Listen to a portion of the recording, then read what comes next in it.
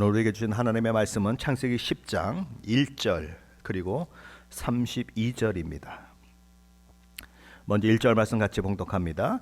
노아의 아들 셈과 함과 야벳의 족보는 이러하니라. 홍수 위에 그들이 아들들을 낳았으니 32절로 갑니다. 이들은 그 백성들의 족보에 따르면 노아 자손의 족속들이라. 홍수 후에 이들에게서 그 땅의 백성들이 나뉘었더라. 아멘. 하나님께서는 방주에서 나온 노아와 그의 아들들에게 복을 주시며 그들에게 이르시기를 생육하고 번성하여 땅에 충만하라 라고 말씀하셨습니다.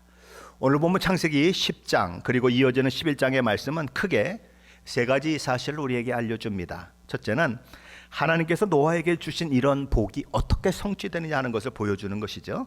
둘째는 홍수 이후에 어떻게 세상이 민족과 나라를 형성하게 되는지에 대한 그런 자료를 우리에게 제공해 줍니다. 셋째는 홍수 이후에 세상에 번성하게 된 인류가 수많은 종족과 나라와 백성들로 가득 찬 인류가 도대체 어디로 흘러가는지에 대해서 보여주는 그런 것이 창세기 10장과 11장의 말씀인 것입니다.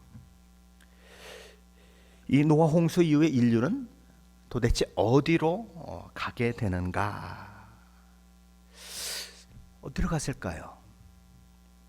하나님께 맞서 반역을 꾀하며 스스로 신격화하고 자기 영광을 추구하는 쪽을 향해 달려갔습니다.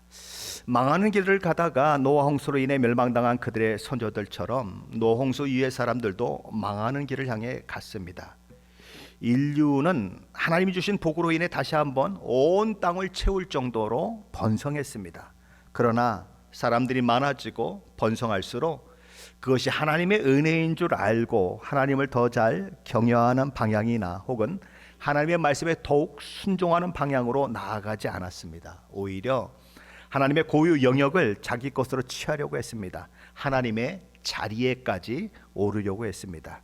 물이 있고 들이 있고 비가 적당히 내려 정착할 수 있는 좋은 땅이 발견되기만 하면 사람들은 꾸역꾸역 몰려들었습니다. 그리고 몰려들어서 큰 그룹을 형성하게 되면 사람들은 예외 없이 누가 제일 센가 하는 것을 가지고 겨루게 됩니다. 그리고 결국은 제일 힘센 자가 그룹을 이끌게 되죠. 그래서 왕이 되어 세상을 다스리는 일들이 일어나는 것입니다. 오늘 본문을 살펴보게 되면 주의해야 보아야 할 것은 홍수전에 등장한 네피림과 같은 사람들이 노아 홍수 이후의 기록인 창세기 10장에도 등장하고 있다는 사실입니다. 우리 창세기 10장 8절 9절인데 같이 한번 읽어봅니다. 8절 9절입니다. 구스가 또 니므롯을 낳았으니 그는 세상의 첫 용사라. 그가 여호와 앞에서 용감한 사냥꾼이 되었으므로 속담에 이르기를 아문은 여호와 앞에 니므롯같이 용감한 사냥꾼이로다 하더라. 이 니므롯이라고 하는 이름은 반역이라는 뜻을 가진 이름입니다. 니므롯은 이스라엘 역사에 있어서 가장 많이 이스라엘을 괴롭혔던 나라인 아수르 제국과 바벨론 제국이 있게 한 사람입니다. 니므롯은 힘이 센 사람으로서 그 힘을 사용하는데 주저하지 않았던 잔인한 사람이었습니다. 그러기에 그가 이룬 모든 것은 다 폭력으로 말미암아 얻어진 것이다 라고 이야기할 수 있습니다. 이따가 다시 조금 더 이야기하겠습니다. 노아의 아들 중 첫 번째로 언급된 아들은 야벳입니다. 먼저 창세기 10장 2절로 4절 말씀인데 한번 같이 보겠습니다. 2절로 4절입니다.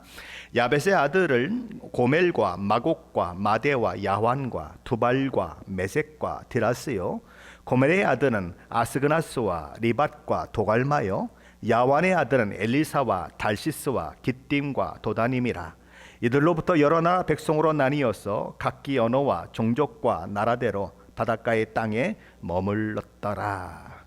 다시 한번 족보에 대한 이야기가 나옵니다. 성경을 읽다가 족보를 만나면 읽지도 않고 건너뛰는 사람들이 가끔 있는 것 같아요. 그러나 건너뛰면 안 됩니다. 왜요? 이게 굉장히 중요한 거거든요. 여러분의 자녀가 대학을 가게 됐는데 그 자녀의 합격이 게시판에 붙여 있다 그러면 어떻게 보겠습니까? 그 아들의 이름이 있는지 자세히 보겠죠. 성경은 그렇게 봐야 하는 것입니다. 쓸모없다 그러고 넘어가면 안 되는 거예요. 자, 창세기 10장 1절은 이렇게 시작이 됐었어요. 노아의 아들 셈과 함과 야벳의 족보는 이러하니라. 제일 먼저 언급된 것이 셈입니다. 그리고 함이 언급되고 그 다음에 야벳이 언급됩니다.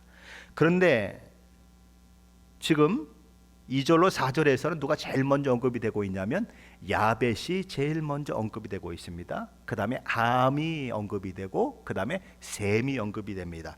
다시 말해서 노아의 아들, 그쵸? 셈, 함, 야벳 이렇게 얘기하는데 이야기하는 순서는 거꾸로입니다. 야벳, 함, 셈 이렇게 되어 있다는 것입니다. 근데 왜 1절에서는 분명히 셈, 함, 야벳이라고 언급을 해놓고 야벳을 제일 먼저 언급하고 그 다음에 함을 언급하고 그 다음에 셈을 언급하느냐 하는 것이죠. 그것은 이스라엘과의 연관 관계에 있어서 중요도에 있어서 가장 중요도가 낮은 사람부터 언급을 하는 것입니다. 가장 낮은 연관 관계에 있는 아들의 이름이 뭐냐면 야벳이라는 거죠. 그 다음에 더 많이 이스라엘과 연관을 가지고 있는 아들이 있다면 그 아들은 함이라는 것입니다. 그 다음에 셈이 나오는데 셈은 사실 이스라엘 백성이 나온, 그죠? 이스라엘 백성이 나온 아들인 것이죠. 그러니까 덜 중요한 것으로부터 더 이스라엘과 아주 깊은 관계에 있는 쪽으로 그렇게 점점 그렇게 나아가고 있는 그런 모습인 것입니다.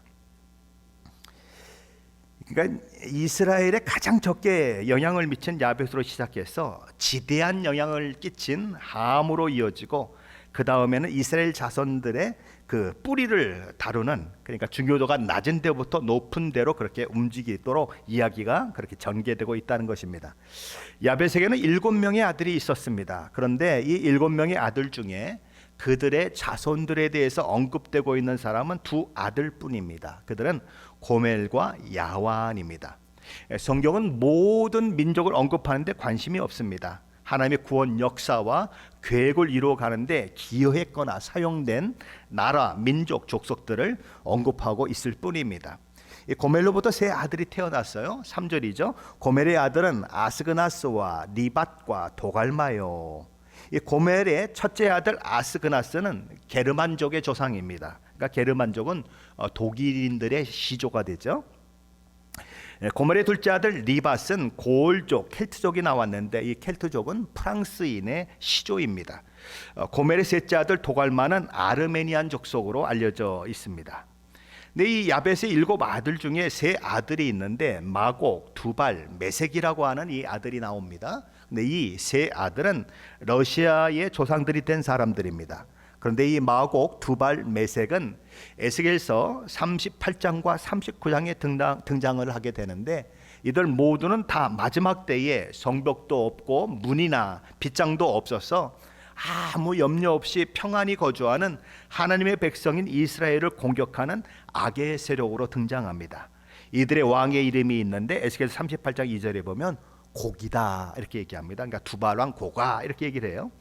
그들이 하나님의 백성을 공격하는 그날 하나님의 노여움이 그분의 얼굴에 나타나게 될 것이라고 예언되고 있는 말씀이 에스겔서 38장 18절 말씀인데 이렇게 되어 있습니다. 그날에 고기 이스라엘 땅을 치러 오면 내 노여움이 내 얼굴에 나타나리라. 주 여호와의 말씀이니라.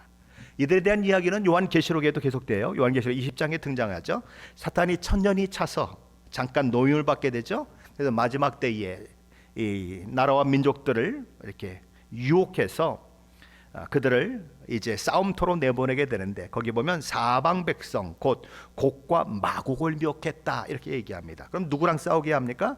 요한계시록 20장 9절 상반절은 이렇게 말씀합니다. 그들이 지면에 널리 퍼져 성도들의 진과 사랑하는 성을 두루매. 그러니까 하나님의 백성과의 싸움이라는 것입니다. 에스겔서에서도 하나님의 백성과의 싸움을 그죠 곡이라고 하는 왕이 이렇게 진행을 하고 있는데 여기서도 지금 마찬가지로 요한계시록에서도 마찬가지로 그런 일들이 일어나는 것입니다. 그래서 그렇게 유혹해서 세상 사람들을 모아서 하나님의 백성을 치도록 만든다는 거죠. 그러니까 사탄의 최후 발악인 거예요. 마지막 때 이들이 하나님의 백성을 심히 박해하고 핍박하는 존재가 된다 그런 거죠. 그러나 이런 시도는 결국은 성공하지 못한다. 왜냐하면 하나님께서 하늘에서 불을 내려 그들을 태우실 것이고 그들을 미혹했던 사탄을 종국적으로 최종적으로 불못에 던져 놓으실 것이기 때문이다, 이렇게 얘기하는 것입니다. 요한계시록 20장 9절 하반절과 10절은 그 사실에 대해서 이렇게 얘기합니다. 하늘에서 불이 내려와 그들을 태워버리고 또 그들을 미혹하는 마귀가 불과 유황못에 던져지니 거기는 짐승과 거짓 선지자도 있어 세세토록 밤낮 괴로움을 받으리라. 노아의 아들 야벳의 넷째 아들의 이름은 야완입니다. 이 야완은 여러 그리스 족속의 조상이 된 사람입니다. 근데 이 야완의 아들이 모두 4명 소개되고 있는데 엘리사, 달시스, 기띔 그리고 도다님입니다. 이 달시스는 요나가 도망했던 타시스의 다른 이름입니다. 그리고 기띔은 신약에 오면 구브로로 불려지는 그런 것이죠. 이게 사이프러스 혹은 키프로스라고 불려지는 것이죠. 그리고 야벳 족속에 대한 언급의 결론 부분 5절 말씀은 이렇게 얘기가 됩니다. 이들로부터 여러 나라 백성으로 나뉘어서 각기 언어와 종족과 나라대로 바닷가의 땅에 머물렀더라. 이것이 이제 야벳 족속에 대한 이야기입니다. 그 다음에 이제 노아의 아들 중 두 번째로 언급된 아들이 함인데, 우리 먼저 창세기 10장 6절 7절 말씀 한번 같이 읽어보겠습니다. 6절 7절입니다. 함의 아들은 구스와 미스라임과 붓과 가나안이요, 구스의 아들은 스바와 하일라와 삽다와 라마와 삽드가요, 라마의 아들은 스바와 드단이며. 함의 아들은 모두 4명이 소개되고 있습니다. 첫째 아들은 구스입니다. 이 구스는 지금의 에디오피아보다는 훨씬 큰 과거의 에디오피아, 그러니까 고대의 에디오피아를 말합니다. 아프리카 쪽이죠. 그런데 이 구스의 아들 중에 특별히 언급되고 있는 인물이 하나 있는데 니므롯이라고 하는 인물이에요. 우리 8절로 12절 한번 같이 봅니다. 8절로 12절입니다. 구스가 또 니므롯을 낳았으니 그는 세상의 첫 용사라. 그가 여호와 앞에서 용감한 사냥꾼이 되었으므로 속담에 이르기를 아문은 여호와 앞에 니므롯같이 용감한 사냥꾼이로다 하더라. 그의 나라는 신할 땅의 바벨과 에렉과 악갓과 갈레에서 시작되었으며 그가 그 땅에서 아수르로 나아가 니느웨와 르호보딜과 갈라와 및 니느웨와 갈라 사이에 레센을 건설하였으니 이는 큰 성읍이라. 니므롯은 어떤 사람이었는가? 첫째로 세상의 첫 용사다, 이렇게 기록이 되고 있습니다. 여기 첫이라고 하는 히브리어 단어는 하랄이에요. 그런데 이 단어는 신성모독하다, 더럽히다, 오염시키다 등의 뜻을 가진 단어입니다. 그러니까 해석을 하면 이렇게 되는 것입니다. 신성모독하는 용사다, 더럽히는 용사다, 오염시키는 용사다, 이런 뜻을 가지고 있어요. 그러니까 그가 하나님을 대적하고 하나님의 이름을 모독하는 세상의 영걸, 세상의 우두머리였다, 그런 뜻이에요. 근데 왜 첫 용사다 이렇게 번역을 해놨는지 잘 이해가 안 되는데 어찌되었든 그렇습니다. 악인 중에 괴수였다는 거죠. 둘째로 니므롯은 여호와 앞에서 용감한 사냥꾼이었다라고 그렇게 기록하고 있습니다. 이 말은 그가 짐승을 사냥하는 사냥꾼이었다는 말이 아닙니다. 그가 사람을 사냥하는 사냥꾼이었다는 말이에요. 그러니까 사람들이 그의 앞에서 마치 쫓기는 짐승처럼 힘을 쓰지 못했다는 표현이요, 그가 얼마나 폭군이고 억압적인 힘을 사용한 인물인지를 보여주는 표현인 것입니다. 그래서 그는 사람 사냥꾼이었다. 그래서 그의 힘으로 모두를 다 굴복시키는 그런 사람이었다는 거죠. 넷째로 니므롯은 나라를 세운 사람이었습니다. 10절은 이렇게 얘기하죠. 그의 나라는 신할 땅의 바벨과 에렉과 악갓과 갈레에서 시작되었으며. 창세기에서 나라라고 하는 표현이 등장하는 것은 여기가 처음입니다. 니므롯은 신할 땅의 바벨과 연관된 사람입니다. 창세기 11장에 가면 바벨탑 사건이 나오는데 이 바벨탑 사건이 바로 누구로 말미암아 되어진 것인가? 니므롯으로 말미암아 되어진 사건이다라는 거죠. 그렇다면 니므롯과 그의 백성들이 바벨탑을 쌓은 목적은 무엇일까요? 창세기 12장 4절은 이렇게 기록합니다. 또 말하되 자 성읍과 탑을 건설하여 그 탑 꼭대기를 하늘에 닿게 하고 우리의 이름을 내고 온 지면에 흩어짐을 면하자 하였더니. 이들은 하나님의 위치까지 높아지려 했습니다. 그들은 하나님의 이름이 아니라 자신들의 이름이 드러나기를 원했습니다. 오늘날 이런 사람들을 가리켜서 인본주의다 그렇게 얘기합니다. 그러니까 신본주의, 인본주의가 있는데 인간이 최고다라고 생각하는 것이 인본주의죠. 바로 그런 모습을 가지고 있습니다. 그들은 또한 온 지면에서 흩어짐을 면하려고 했습니다. 모여서 강력한 고대 국가를 형성하려 한 것이죠. 하나님께서는 인류가 번성하여 널리 퍼지고 충만해지기를 원하셨습니다. 그런데 그 하나님의 뜻을 정면으로 거역한 자들이 느무롯이고 그의 백성이었다라는 것입니다. 넷째로 느무롯은 아수르 제국과 바벨론 제국의 효시가 되는 사람입니다. 여기 보면 신할 땅에 바벨에 대한 언급이 있고 그리고 니느웨에 대한 언급이 있습니다. 그러니까 바로 이 느무롯이 바로 이 아수르 제국과 바벨론 제국의 효시가 되는 사람임을 보여주는 것이죠. 함의 둘째 아들은 미스라임인데 이 미스라임은 이집트 조상의 이집트의 조상이 된 사람입니다. 우리 13절로 14절 같이 한번 읽어보죠. 미스라임은 루딤과 아나밈과 루아빔과 납두힘과 바두루심과 가슬루힘과 갑도림을 낳았더라. 가슬림에서 블레셋이 나왔더라. 그러니까 함의 아들 미스라임의 아들 중에서 가장 우리의 눈길을 끄는 아들의 이름은 가슬루임입니다. 왜냐하면 이 가슬루임에서 블레셋이 나왔다고 기록을 하고 있기 때문입니다. 오랜 세월 이스라엘의 대적다가 된 블레셋, 지금도 이스라엘의 대적이 되고 있는 블레셋, 팔레스틴 사람들이 바로 함의 손자 가슬루임에서 나온 족속이다라는 거죠. 함의 셋째 아들은 붓인데 이 붓은 애굽 서쪽에 위치한 리비아를 말합니다. 함의 그리고 넷째 아들은 가나안이죠. 창세기 10장 15절로 19절 말씀 한번 같이 읽어봅니다. 15절로 19절입니다.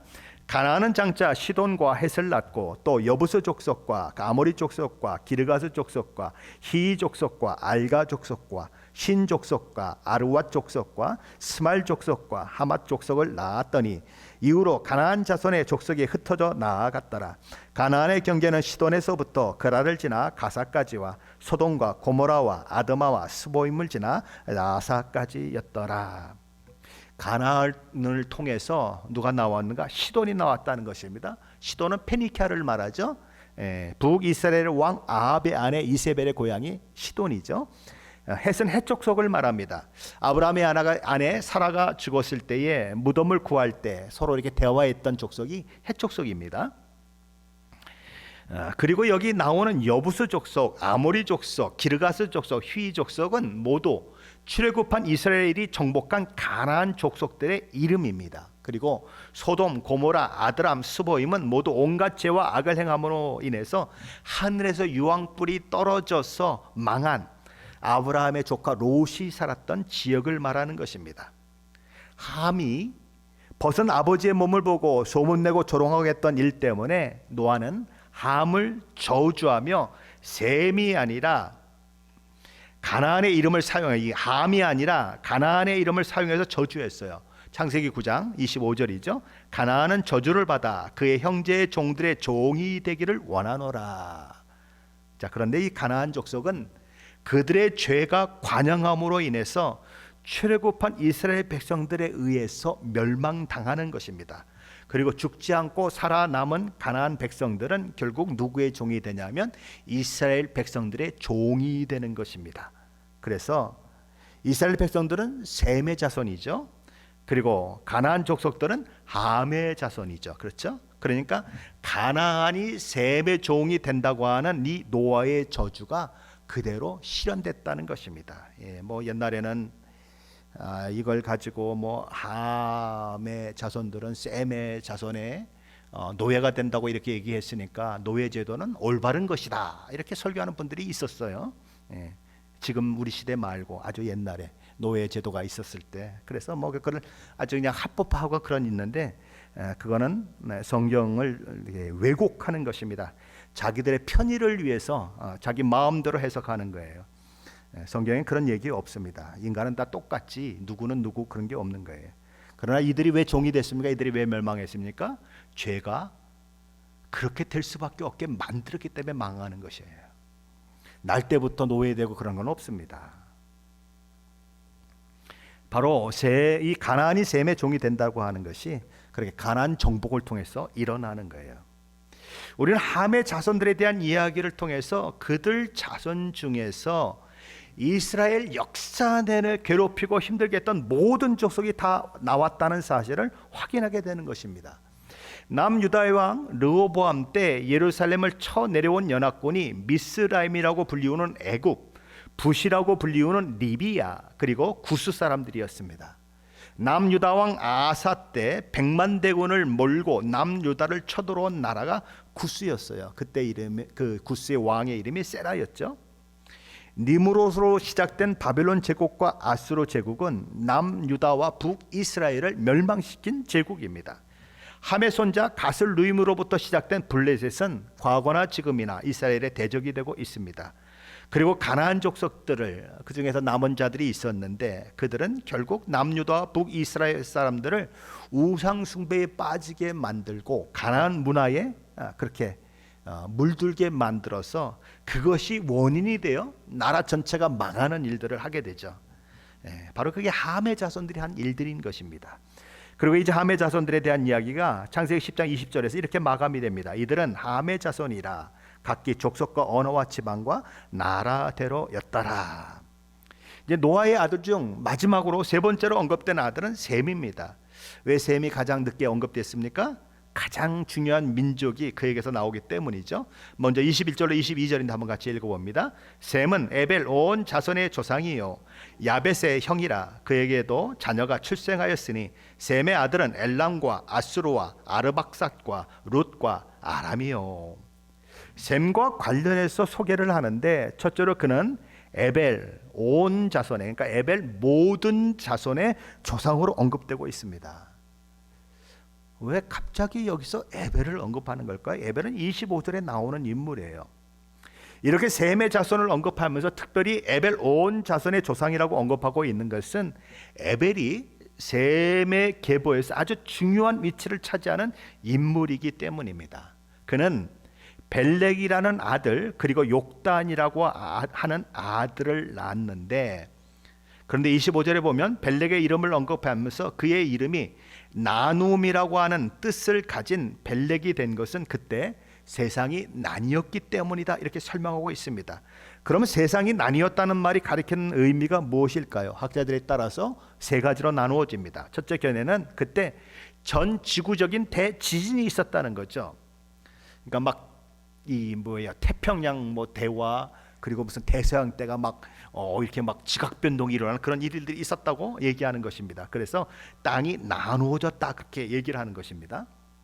그래서 옛날에는 원래 이 한 덩어리 땅이었는데 땅이 나누어져서 거기 태평양도 들어가고 대서양도 들어가고 그랬다. 지금도 과학자들은 이렇게 얘기합니다. 이걸 다 퍼즐 맞추듯이 쫙 다시 모으면 하나로 다 뭉쳐진다. 땅이 하나다, 이렇게 얘기하는 거예요. 바로 그런 주장을 하는 것이 이제 첫 번째 견해입니다. 그리고 두 번째 견해는 하나님께서 인간이 살아야 할 땅의 경계를 미리 정해 주셨는데 사람들이 그 경계를 넘어서서 경계 밖으로 나간 것을 가리키는 것이다라는 견해입니다. 셋째 견해는 인간들이 바벨탑을 쌓고 이로 인해 하나님께서 그들의 언어를 혼잡하게 하심으로 땅의 민족들이 사방으로 흩어져 살게 된 것을 가리킨다고 보는 견해입니다. 그러니까 바벨탑 사건으로 인해서 세상은 언어별로 종족별로 나누어지게 되지 않습니까? 그러니까 벨렉이라고 하는 이름이 나눔이다라고 하는 뜻을 가진 이름이 된 것은 바로 그런 바벨탑 사건이 가져온 결과다, 이렇게 보는 것입니다. 대부분의 학자들은 이 셋째 견해를 가장 무난한 견해로 받아들이고 있습니다. 이 아벳의 후손을 언급한 마지막 절은 이렇게 되어 있습니다. 창세기 10장 5절입니다. 이들로부터 여러 나라 백성으로 나뉘어서 각기 언어와 종족과 나라도 바닷가의 땅에 머물렀더라. 여기 보면 나뉘었다, 그렇죠? 이런 말이 나옵니다. 함의 자손에 대한 이야기 끝은 이렇게 마무리된다. 20절이죠. 이들은 함의 자손이라 각기 족속과 언어와 지방과 나라대로였더라. 셈의 자손에 대한 이야기 끝부분 31절 말씀은 이렇게 됩니다. 이들은 셈의 자손이니 그 족속과 언어와 지방과 나라대로였더라. 여기 보면 언어에 의해서 달라진다, 그렇죠? 지방과 나라대로 갈라졌다, 족속대로 달라졌다, 이런 얘기가 나오는 것입니다. 그러니까 언어에 의해서 갈라졌다 그러면 무슨 사건 때문에 그런 것입니까? 바벨탑 사건 때문에 그런 거죠. 그러니까 이 바벨탑 사건으로 인해서 이렇게 나누어지는 것이 있었다 이렇게 보는 거예요. 자, 그리고 셈은 둘째로 야벳의 형으로 언급이 되고 있습니다. 셈이 맞으라면 동생이 야벳만 있는 것도 아니고 함이 있는데 함의 형이라고 하지 않고 그렇죠? 야벳의 형이라고 하고 있다는 것입니다. 왜 그렇죠? 셈과 야벳만이 노아로부터 축복을 받았기 때문에 그렇게 얘기를 하는 것입니다. 그러니까 축복을 받은 사람끼리 연결을 하고 있는 거죠. 셈은 셋째로 5 아들을 낳았습니다. 엘람과 아수르와 아르박삭과 룻과 아람입니다. 여기 엘람은 페르시아의 시조가 되는 족속입니다. 아수르는 아수르 제국이 아니라 지금의 시리아를 가리키는 표현입니다. 이 중에 창세기 10장이 강조하고 싶은 중심 인물은 누구냐면 아르박삿입니다. 왜냐하면 아르박삿이 셀라를 낳고 셀라가 아벨을 낳고 에벨을 낳고 에벨이 벨렉을 낳고 벨렉이 루우를 낳고 루우가 수룩을 낳고 수룩이 나홀을 낳고 나홀이 데라를 낳고 데라가 후에 아브라함으로 이름하는 아브람을 낳기 때문입니다. 그리고 그 아브라함을 통해서 히브리 민족이 시작되는 것이죠. 창세기 11장 10절 말씀 한번 같이 봅니다. 창세기 11장 10절입니다. 10절 같이 읽습니다. 셈의 족보는 이러하니라. 셈은 100세 곧 홍수 후 2년에 아르박삿을 낳았고, 그러니까 아르박삿을 낳았고 어떻게 진행되는 가 이렇게 보는 것입니다. 자, 끄트머리 한번 보죠. 창세기 11장 25절입니다. 같이 읽습니다. 데라는 70세에 아브람과 나홀과 하란을 낳았더라. 그러니까 셈의 후손 중에 누가 있다는 말씀입니까? 아브라함이 있다는 거죠. 나중에 아브라함이 되는 거죠. 그리고 이 셈의 후손 아브라함을 통해 메시아 되신 우리 주 예수 그리스도가 오시게 되는 것입니다. 하나님의 약속이 누구를 통해 이루어지는가? 셈의 후손을 통해 이루어진다는 거예요. 그런데 창세기 10장을 이렇게 자세히 읽어보면 에벨에게 2 아들이 있는데 두 아들 중 아브라함의 조상이 되는 벨렉의 자손들에 대해서는 전혀 언급이 없어요. 오히려 이 아브라함과 상관이 없는 에벨의 2번째 아들 욕단의 자손에 대해서만 언급되고 있다는 거예요. 그러니까 왜 그렇게 하고 있을까요? 그것은 창세기 11장에서 이 에벨의 아들 벨렉의 자손에 대해서 자세히 설명할 것이기 때문이 그것이 첫 번째 이유이고, 2번째 이유는 이 10장의 내용이 누구에게 지금 초점이 가 있냐면 비히브리 민족에게 초점이 가 있다는 것입니다. 그러니까 비히브리 민족, 그러니까 히브리 민족은 뭡니까? 아브라함으로부터 시작되는 민족이 히브리 민족이에요. 그러니까 비히브리 민족, 그러니까 아브라함의 혈통을 따라 언약 백성의 그 피가 흐르는 그것과는 다른 민족을 강조하고 그들이 어떻게 됐는지를 이야기하기 때문에 10장에서는 아브라함의 혈통이 나오는 이 벨렉이라고 하는 나님이라고 하는 뜻을 가진 이 아들의 자손의 이야기가 전혀 안 나오다가 이제 드디어 아브라함에 대한 언급을 하게 되는 바로 그 시점인 이 창세기 11장에서 바로 그런 이야기가 나오고 있다라는 것입니다.